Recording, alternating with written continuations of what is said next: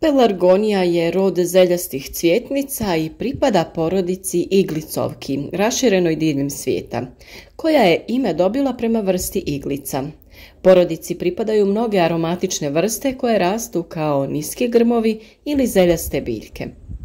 Pelargonija je veoma raširena biljka, pa je danas nemoguće zamisliti vrtove bez nje.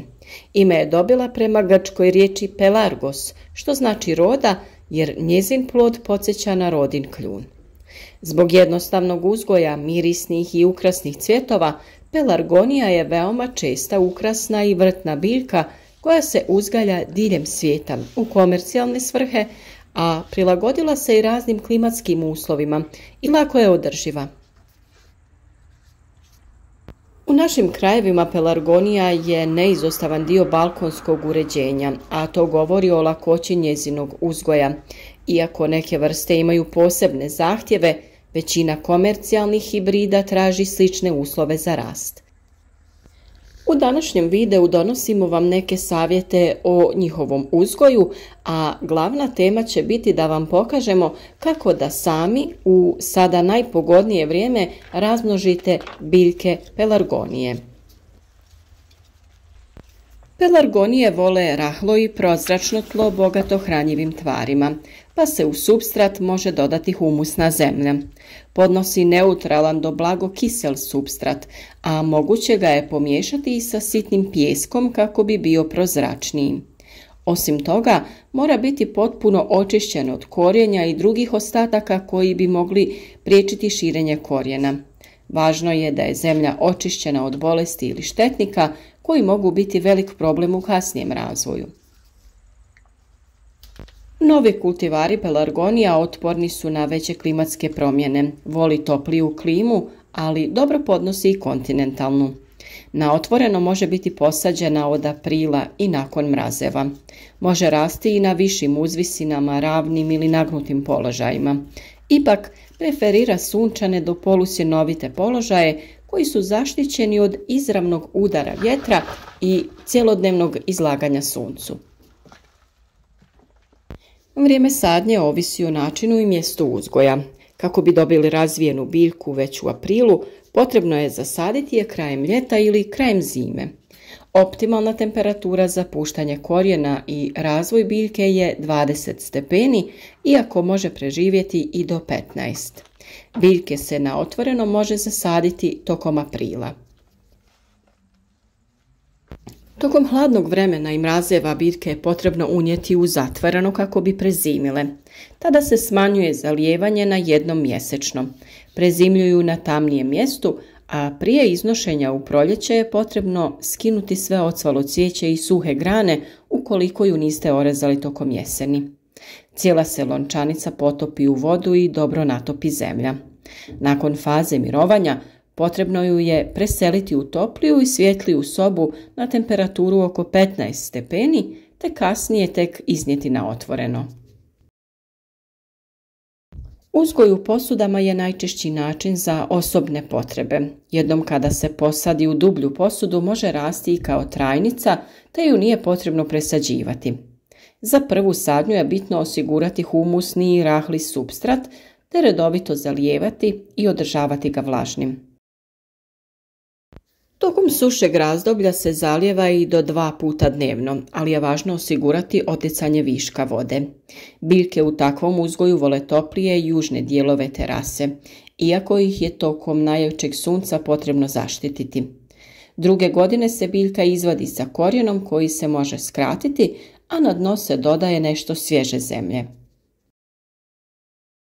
Održavanje nasada, pored prihranjivanja i zalijevanja, uključuje i razbijanje pokorice, prozračivanje i rješavanje korova. Razbijanje pokorice i prozračivanje je veoma važno kod starijih biljaka kako bi im se osiguralo dovoljno zraka za nastavak rasta. Pokorica se razbija ručnim alatom, dok se prozračivanje može izvršiti šiljestim dijelom sa druge strane motike. Ručno je potrebno uklanjati sav korov koji prijeti rastu biljke.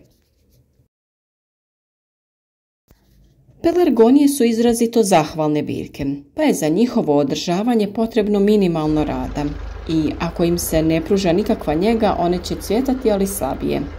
Za bujniji rast je potrebno uložiti minimalno napora i neke od radnji koje ćete čuti u nastavku.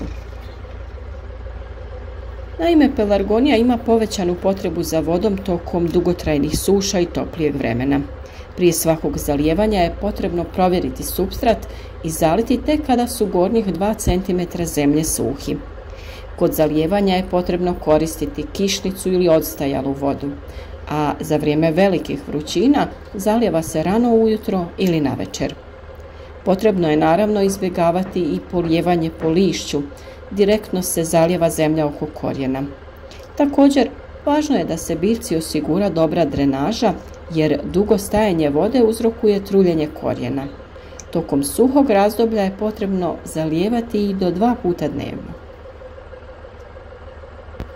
Sa druge strane, pelargonijama je potrebno puno hranjiva za razvoj bogatih cvjetova, a posebno je to važno u proljeće i ljeto tokom vegetacijskog razdoblja.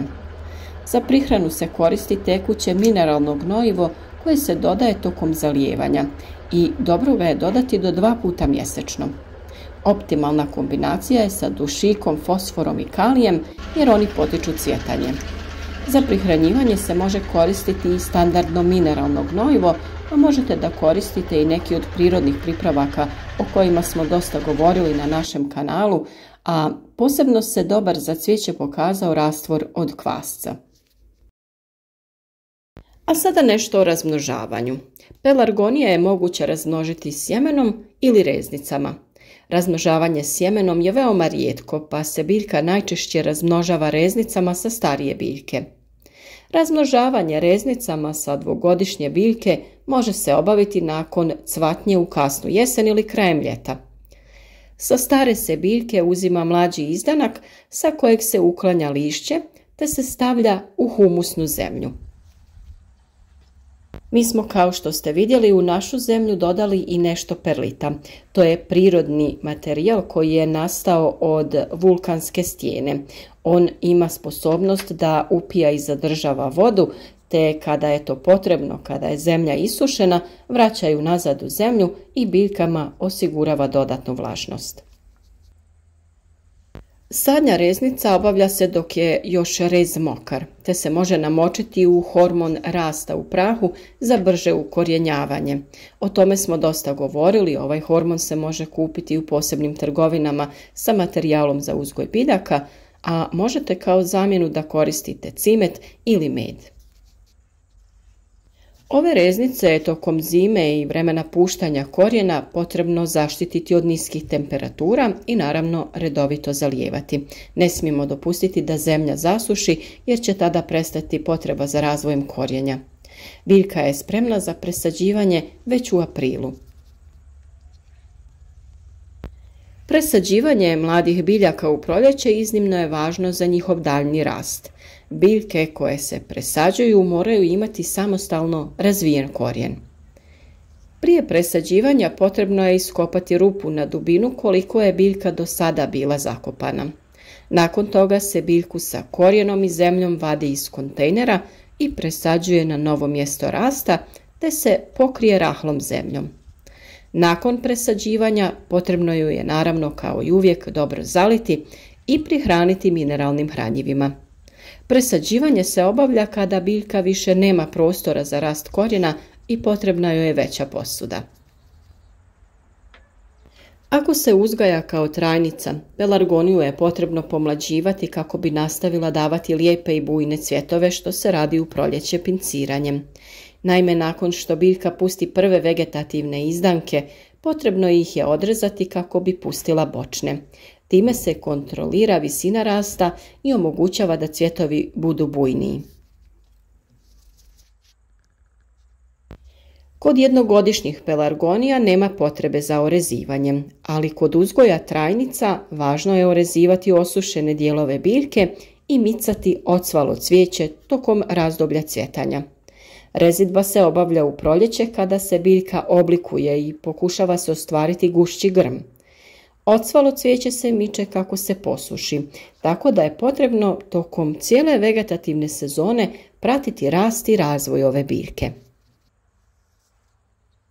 Vrlo je važna i zaštita preko zime. Ako se uzgaja kao jednogodišnja cvjetnica, pelargonija ne treba zaštitu, no ako se uzgaja kao višegodišnja biljka, potrebno ju je zaštititi unošenjem u zaštićene prostorije koje imaju dovoljno svjetlosti i topline.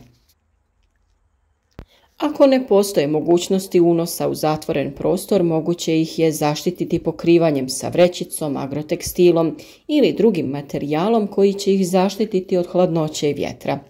Važno je spriječiti da se lišće i cvjetovi smrznu jer to može dovesti do oštećenja ili čak gubitka cijele biljke. Nadamo se da vam je ovaj video bio koristan, da ste saznali sve potrebne informacije o uzgoju ovog cvijeća i da ste kroz video vidjeli kako najjednostavnije razmnožiti pelargonije.